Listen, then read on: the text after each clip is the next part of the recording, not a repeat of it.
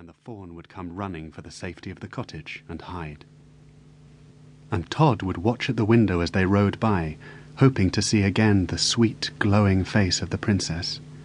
But she never came. She came in his dreams, though. She would be riding a white stag through the forest, and she would be smiling at him. So the long years passed, and Todd grew to be a man, and the white fawn became a great white stag. Now he would wander off alone for days into the forest. If the hunting horn sounded, the donkey would bray for him and the cow would bellow, but he only came back when he pleased. And then the time came when he never came back at all. Todd was sad, of course, but he knew it was how it had to be, that his father was right, that wild things will be wild. He was sadder still when his father grew old and died, and he was left on his own. Every month he went off to the town to sell his charcoal, just as his father had, and he always passed by the castle gates, hoping for a glimpse of the princess, but he never saw her. Chapter 3. Then, one morning, he was at the market when the king rode by with his huntsman, a terrible look on his face. "Why does the king look so angry?" asked Todd. "Have you not heard?" they said. "It is because of the king in the forest." "The king in the forest?" "A great white stag," they told him. "One who wears a crown of horns wider than a man's reach. 10 years the king has been after him, but, try as he might, he cannot catch him." As Todd passed the castle gates that evening on his way home, he heard the trumpets sounding on the ramparts. The whole town came running, and the king came out to speak to them. "No kingdom can have 2 kings, he thundered. "I would be rid of this so-called king in the forest. Therefore I proclaim that whosoever brings me the antlers of the great white stag shall marry my daughter, and so rule my kingdom after me." All night long Todd searched the forest, calling for the white stag to warn him, to save him.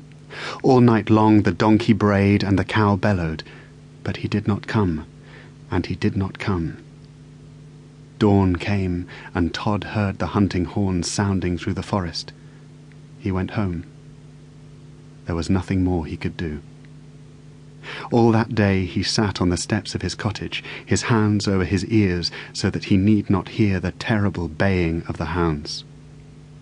It was almost sundown before Todd looked up, and as he did so, saw the white stag stumbling out of the bracken, the hounds close behind him.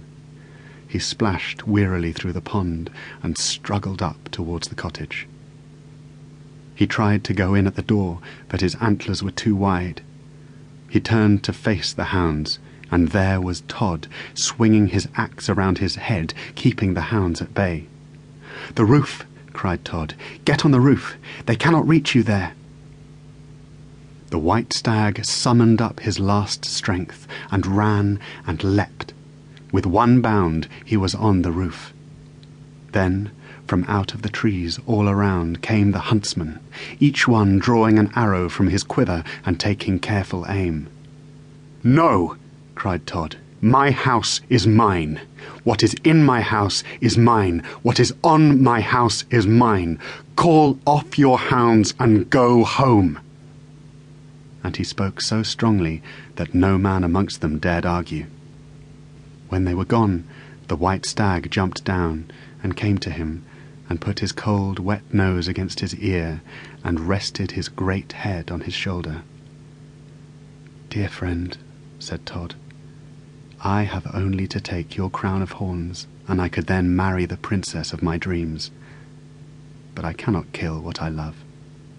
I cannot." The white stag looked long at Todd. He took a deep breath and began to shake his head furiously. He lowered his antlers to the ground and twisted and turned this way and that, his horns stuck firmly in the earth. And then at last he knelt down in front of Todd. Todd took the antlers one in each hand and felt they were loose. A gentle shake of the head and they were free. "Thank you, dear friend," said Todd. But the white stag was already gone.